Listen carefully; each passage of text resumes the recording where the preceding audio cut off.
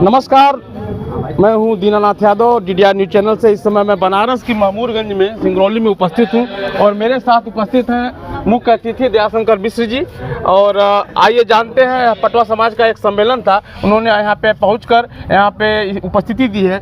Sir, समाज यहाँ जो पटवा है आपसे बहुत एक उपेक्षा करता है कि समाज जो है उपेक्षित है और हमेशा सरकार से जुड़ा हुआ है, क्या कहना चाहेंगे? देखिए, अखिल भारतीय देवंशी पटवा समाज के लोगों के आज ये सफल कार्यक्रम को उनको बधाई शुभकामना देता हूँ। और जहाँ तक समाज का सवाल है, कोई समाज उपेक्षित नहीं। सबका साथ, सबका विकास, सबका विश्वास जीतने वाली भारतीय जनता पार्टी की सरकार है। कोई छोटा बड़ा नहीं है, कोई समाज छोटा बड़ा नहीं है। पार्टी सबके सर्व समाज के हित के लिए काम कर रही है। तो जहाँ तक इस समाज का सवाल है, इनके लोगों की भी जागृति जिस तरीके से हुई है, सब लोग लामबंद हुए हैं, सब लोग एकजुट हुए हैं। एकता से बढ़ के दुनिया में कोई ताकत नहीं होती। संगठित समाज ही अपने हक की लड़ाई लड़ता है। समाज जिस तरीके से संगठित हो रहा है, एकता के सूत्र में बंधता जा रहा है, निश्चित ही आने वाले दिनों में अब इनकी कोई भी बात ऐसी नहीं है जो सरकार के सामने रखी जाए, सरकार उसको माने ना। सरकार इनकी हर सुविधाओं का, इनकी हर ज़रूरतों का ख्याल रखते हुए इनकी हर संभव मदद करेगी। योगी जी की सरकार है, मोदी जी की सरकार है। देश में और प्रदेश में कोई समाज उपेक्षित नहीं है। कोई समाज ऐसा नहीं जो हमसे अलग हो पार्टी की विचारधारा से। तो ये समाज ही पूरा पार्टी की विचारधारा से जुड़कर समाज के साथ काम कर रहा है। तो मुझको लगता है कि आने वाला कल पार्टी समाज का है। सर, बात योगी जी और मोदी जी की है। संसद से लेके विधानसभा तक ठंडी के महीने में इतनी गर्माहट है, अंबेडकर के ऊपर एक बात निकाली गई है, विपक्ष इस पर बहुत जोर शोर कर रहा है, क्या कहना चाहेंगे? विपक्ष का काम है शोर मचाना, वो मौके तलाशते हैं। शासन सत्ता से बहुत दूर हो चुके हैं। समाज अब उनकी सुधि नहीं ले रहा है। लगातार तीसरी बार केंद्र में सरकार है मोदी जी की, लगातार दूसरी बार उत्तर प्रदेश में सरकार है योगी जी की। एक ऐतिहासिक सरकार है, काम कर रही है, जनहित में काम कर रही है। समाज का हर तबका पार्टी के साथ खड़ा है, सरकार के साथ खड़ा है। अब विपक्ष अपनी जड़ें जमाने के लिए, विपक्ष अपने पैर, उखड़े हुए पैर को जमाने की तलाश में नए नए मुद्दे उखाड़ता रहता है, गड़े मुर्दे उखाड़ता रहता है। अंबेडकर जी बहुत पूज्य हैं, हम लोग उनको, समाज पूरा हिंदुस्तान उनको देवता सरीखे पूजता है। ऐसे व्यक्ति के खिलाफ भी जबरदस्ती कोई बात पैदा करके पार्टी की आलोचना करना निश्चित ही बहुत खेदजनक है। कभी किसी ने सुधि नहीं लिया। जो उनके नाम पर राजनीति करने वाले लोग हैं, उन लोगों ने भी कभी अंबेडकर जी को कुछ नहीं दिया। भारतीय जनता पार्टी ने अंबेडकर जी के जीवन से जुड़े उन 5 स्थानों को पंचतीर्थ के रूप में विकसित किया। उनके जीवन से जुड़ी हर वस्तु को, हर स्थान को भारतीय जनता पार्टी फिर से नए सिरे से उनको स्थापित करते जा रही है। उनके महत्व को बढ़ा रही है, उनका सुंदरीकरण कर रही है। तो मुझको लगता है कि भारतीय जनता पार्टी से ज़्यादा सम्मान करने वाला अंबेडकर जी को शायद कोई पार्टी हो। एक विषय लोकसभा में और भी चर्चित रहा, वन नेशन वन इलेक्शन। इस पर विपक्ष हो हल्ला कर रहा है कि जो क्षेत्रीय पार्टियां हैं उनको दबाया जाए, क्या कहना चाहेंगे? नहीं, देश का फ़ायदा है, देश के हित के लिए यह निर्णय लिया जा रहा है। आज देश एकता अखंडता के लिए देश में वो सारे काम, आज देश में एक ध्वज है, एक निशान है, एक संविधान है। ये कैसा हुआ? जब 370 हटी तभी जाके देश में, देश के ही किसी हिस्से में दूसरा संविधान और दूसरा ध्वज लागू था। तो भारतीय जनता पार्टी इस देश को एकता और अखंडता के लिए वो सारे काम, वन नेशन वन इलेक्शन ही नहीं, वन नेशन वन, जैसे राशन कार्ड, एक राशन कार्ड है पूरे देश में। आज हिंदुस्तान का किसी कोने का व्यक्ति कहीं रहे उसको राशन मिलेगा। आज आधार कार्ड ने पूरे देश को एक अखंड भारत बना दिया है। सबके पास इस देश में रहने वाला आधार कार्ड कहीं भी काम आता है। शिक्षा नीति एक किया, भाषा एक हो रही है। तो कुल मिला के पूरा देश धीरे धीरे एकता के सूत्र में पिरोते जा रही है भारतीय जनता पार्टी की सरकार। और उसमें यह एक बहुत बड़ा काम है। बार बार के चुनाव से अरबों रुपए का बोझ, जनता की गाढ़ी कमाई का पैसा इसमें जाया होता है। उसी को बचाने के लिए, समय को बचाने के लिए भारतीय जनता पार्टी कह रहे हैं इसके पहले भी तो वन नेशन वन इलेक्शन का कार्यक्रम हुआ था, उनकी कमियों को देखते हुए उसको हटाया गया। शुरुआत में 52 और 56 हाँ, के इलेक्शन में हुआ, लेकिन उस समय देश किस कंडीशन में था। लेकिन आज देश बहुत व्यवस्थित है, सुदृढ़ है, मजबूत है, ताकतवर है। तो इस देश में वर्तमान में इस बात की चिंता करना बहुत जरूरी है। प्रोग्राम की अगली कड़ी में हमारी मुलाकात इस कार्यक्रम के राष्ट्रीय अध्यक्ष संजीव देववंशी जी और महामंत्री आकाश पटवा जी से हुई है, और आप यहाँ पे उपस्थित हैं।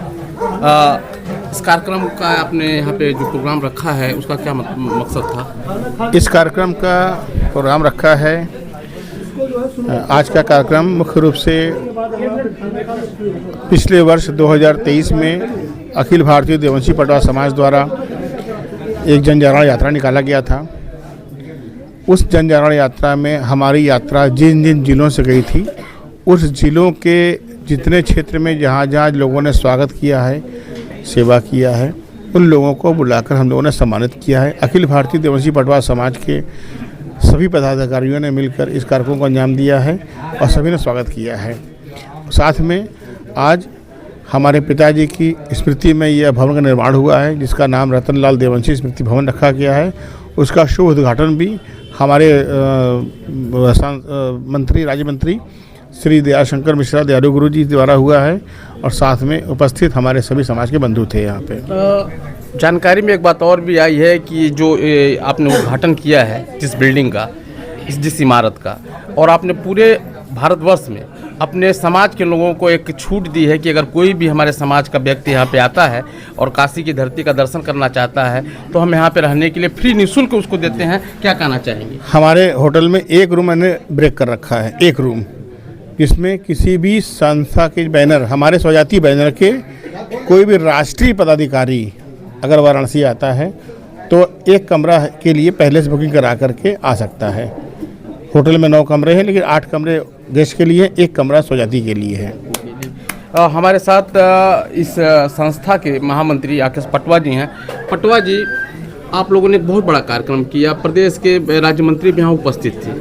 इतनी बड़ी उपस्थिति और इतने लोगों की यहाँ पे जानकारी के बावजूद भी पटवा समाज को अभी वो स्थिति नहीं मिली है कि वो सामाजिक पटल पे दिखें। क्या कहना चाहेंगे इसके बारे में? देखिए, इसके लिए हम लोग प्रयासरत हो चुके हैं। आने वाले समय में आपको एक आपके मीडिया के माध्यम से जानकारी दे देना चाहता हूं कि 23 मार्च 2025 दिन रविवार को सकलडीहा चंदौली में एक बहुत बड़ा विराट पटवा महाकुंभ का आयोजन किया गया है। ये कार्यक्रम पूरी तरह से राजनीतिक उद्देश्य के लिए की जा रही है, जिस कार्यक्रम के संयोजक हमारे राष्ट्रीय अध्यक्ष जी अरविंद पटवा जी, आकाश पटवा जी, सीताराम गुप्ता जी, विजय बहादुर जी, और विशिष्ट अतिथि हमारे इस कार्यक्रम के आदरणीय महेंद्र पाटकर मिडुल जी, वो भी इस कार्यक्रम के संयोजक रहेंगे। उस कार्यक्रम में आज के जो कार्यक्रम था, उस कार्यक्रम में दयालु शंकर मिश्रा जी उत्तर प्रदेश सरकार के मंत्री जी हैं। उस कार्यक्रम में अनिल राजभर कैबिनेट मंत्री और जयवीर सिंह सांस्कृतिक मंत्री उत्तर प्रदेश सरकार, 2 लोगों की सूचना मिल गई है। हम लोग प्रयासरत हैं, हमारे राष्ट्रीय अध्यक्ष जी, हमारे राष्ट्रीय सदस्य जी, हम लोग प्रयासरत हैं कि उप मुख्यमंत्री श्री ब्रिजेश पाठक जी का भी कार्यक्रम में उनका आगमन हो, ऐसा हम लोग प्रयास कर रहे हैं। आप जी हैं, क्या नाम? गौरव, मेरा नाम है महेंद्र पाटकर मृदुल। मैं बुंदेलखंड क्षेत्र जालौन से आया हूँ। गौरव है जो जाति हमारी पटवा है श्रीमान जी, पूज्य हमारी कला हो गई, बड़ी कृपा भगवान जी। आज हमारी पटवा जात का यह गौरवशाली कार्यक्रम आदरणीय संजीव भैया और आदरणीय आकाश जी के द्वारा जो यहाँ आयोजित किया गया, इससे पूरे पटवा समाज में एक संदेश गया कि हम जागरण के गीत अब जिले जिले में, गांव-गांव तक पटवा जागरण के गीत गाते रहे और गाएंगे। क्या लगता है, अगर सरकार हक नहीं देगी तो हक के लिए किसी भी हद तक जाने के लिए ये समाज अपना हक मांगेगा? बिल्कुल मांगेगा। हम जो है, हम चूक जो है राम और राष्ट्र को मानने वाले लोग हैं। हम जो है हक के लिए पूरे तौर से लड़ेंगे, लेकिन किसी प्रकार का जो है ऐसा नहीं कि हम किसी भी हद तक जाएं। हम अपनी आवाज़ सरकार तक कैसे पहुंचाएं? एक्चुअली में सही बात तो ये है कि बाबा जी स्वयं पटवा जात को अच्छी तरह से जानते हैं। जो भी सरकार में लोग हैं वो सब पटवा जात के बारे में जानते हैं, लेकिन वो हमको कुछ देख क्यों नहीं रहे? उसका एक ही कारण है कि हमारी संख्या इस देश में, इस प्रांत में सबसे कम, संख्या बल में कमजोर होने की वजह से हमको कुछ भी जो है कोई भी पार्टी हमें देने से हिचकिचाती है। यही हमारा दुर्भाग्य है। हाँ, ये पीड़ा थी यहाँ पटवा समाज की। इन्होंने बताया हमारी संख्या बल भी अच्छी है और हम सरकार से हमेशा जुड़े हुए हैं, फिर भी सरकार में हमारी उपस्थिति नहीं है। उसका क्या कारण है, अब इसके एक बार और भी हम छेड़ेंगे यहाँ पे महामंत्री आकाश जी को कि सरकार, आप सरकार से हमेशा जुड़े रहे, फिर भी सरकार आपको अनदेखा करती है, क्या कारण रहा है?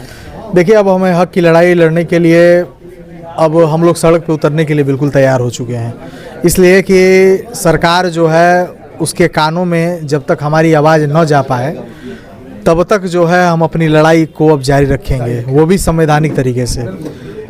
इसके लिए हमारे राष्ट्रीय अध्यक्ष बिल्कुल प्रतिबद्ध हैं, हमारे साथ आदरणीय सीताराम गुरुदेव हमारे राष्ट्रीय समन्वयक हैं, बिल्कुल प्रतिबद्ध हैं। कदम से कदम मिलान के चलने के लिए हमारे सारे राष्ट्रीय पदाधिकारी बिल्कुल इस लिए तैयार हैं और उस चीज़ पर ही विराट पटवा महाकुंभ आयोजन 23 मार्च 2025 दिन रविवार मीडिया के माध्यम से आप सभी लोगों को ये जानकारी दे देता हूँ कि इस कार्यक्रम के लिए ज़्यादा से ज़्यादा सभी स्वजाति बंधु हमारे कार्यक्रम में पहुँचे।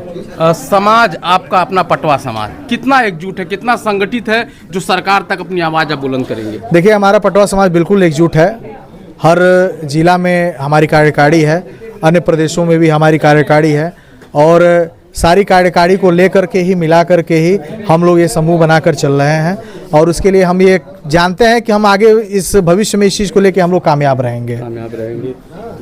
शोभा देववंशी जी भी हमारे सामने उपस्थित हैं। कौन बड़ा बनेगा करोड़पति की ये प्रतिभागी भी रही हैं, कैसा सफर रहा है कौन बड़ा करोड़पति के बाद, और अब जब मंच पे बैठी तो कैसा महसूस हुआ?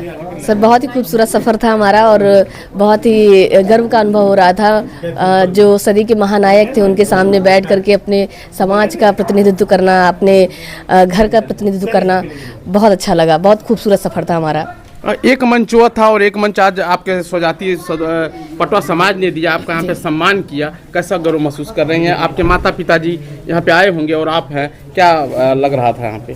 सर, बहुत अच्छा लग रहा है कि यहाँ पर हमारे समाज ने आकर के मुझे इतना सम्मानित किया और हमारे समाज के लिए भी एक गर्व की बात है, मेरे लिए गर्व की बात है, मेरे माता पिता के लिए गर्व की बात है कि मैं यहाँ तक पहुँची और अपने समाज का मैंने प्रतिनिधित्व किया उस बड़े से मंच पर जा कर के। खबर की अगली कड़ी में हमारे साथ विजय बहादुर पटवा जी हैं, संगठन के राष्ट्रीय मुख्य सचेतक भी हैं। क्या चाह रहे हैं कि अगर पटवा समाज को भागीदारी नहीं मिली तो एक बहुत बड़ी पीड़ा है, बहुत बड़ा दर्द है। हमने यहाँ के लोगों को देखा, समझा, तो हम बार बार सवाल को उठा रहे हैं, अगर सरकार ने भागीदारी नहीं दी तो पटवा समाज कहाँ तक जाएगा? अब तो बात एकदम सामने आ गई है कि अब सरकार को देखना ही पड़ेगा हम लोग तरफ, इसलिए कि 28 राज्य में ये देश बटे होने के कारण देश है और हमारा केवल उत्तर प्रदेश में एक जन जागरण हुआ है, बहुत छोटे से, मतलब उसका परसेंटेज देखा जाए तो मात्र 4-5% ही अभी क्षेत्र में हमारा जन जागरण हुआ है। तो जन जागरण को और हम जो है उसको इस जन जागरण को और हम ज़्यादा प्रोत्साहित करेंगे, बहुत ज़्यादा पूरे देश में हम इस चीज़ को ले जाएंगे, जिसके कारण जो है जागरूकता आएगी और हम लोग सरकार से अपनी पूरी अच्छी तरह से हर चीज़ की मांग करेंगे, भागीदारी राजनीति भी करेंगे। आते रहे हैं पटवा समाज का ऐसा क्या देश के लिए और समाज के प्रति ऐसे क्या कार्यशैली है, फिर भी समाज आपको आगे नहीं आने देना चाह रहा है, क्या कहना चाहेंगे? देखिए, 23 मार्च को पटवा महाकुंभ का आयोजन किया गया है। ये 23 मार्च क्रांतिकारी भगत सिंह का शहादत दिवस है। यह साफ संदेश दे रहा है कि हम अपने हक और हुकूक को पाने के लिए किसी भी हद तक जा सकते हैं। उसमें मतलब कि एक तरीके से हिंसा नहीं होगा, हम लोग सड़कों पर उतरेंगे अगर नहीं मिल रहा है तो। देखिए, पटवा समाज ने अपनी भागीदारी के लिए स्पष्ट कर दिया है कि हमको अपना हक चाहिए। अब तक हमारा समाज संगठित नहीं था, अब हम संगठित हो रहे हैं और हमको सरकार के हिस्से में अपनी भागीदारी चाहिए। बनारस से दीनानाथ यादव।